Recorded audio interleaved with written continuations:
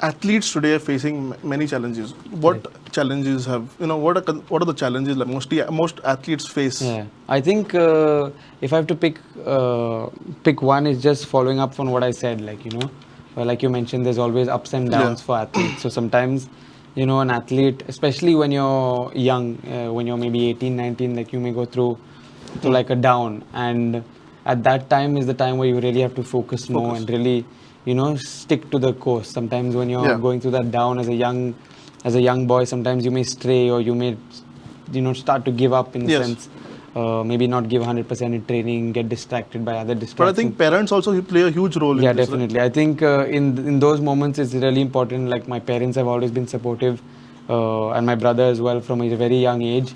They always believed in me. They always believed in my talent, and also they saw that from a very young age that I was willing to to work hard, to wake up early in the morning, sometimes take a bus for an hour to get to training, to be there at 7 o'clock in the morning. So I think when parents see it from the child, I think it helps, for them to really support the child. So I think definitely it's really teamwork.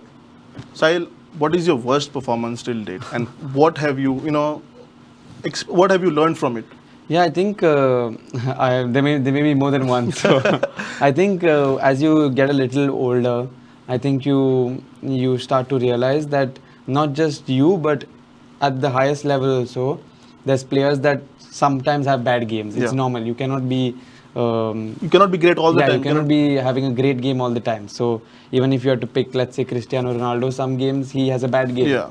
But I think the best, the elite, really the top athletes that I've started to realize and learn is that they are able to forget that the fastest. So like if Ronaldo has a bad game, I don't think he's remembering the next day.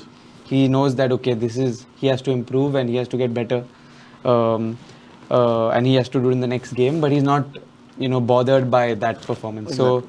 So I think it's something that I've sort of learned to sort of overcome. Of course, young athletes have it a little harder because sometimes you can be a little hard on yourself, and that helps too. So it's about having a balance. And I don't know if I had to pick one. I think my first game for Mumbai, I had started and I played the first half, and I didn't play very well, and I got substituted at halftime, and then for the next 5 games I was on the bench. So that was one of them. Okay, so what do you consider as the greatest performance now? I think it has to be, I think for me in Hyderabad FC, I played maybe one of the games against East Bengal this season. I played very well. I came on at halftime. But otherwise, just for the moment, I'll have to pick the final, because besides the goal, I also think it was one of my better performances in a Hyderabad FC shirt and probably in my career. So I hope that there's many more like these finals, to look forward to. According to you, who is the toughest opponent you faced in the Indian Super League as of now? For me, I think when I was playing for FC Goa, I played against Maluda, who was former Chelsea. Yeah. And for me, I think he was definitely standout.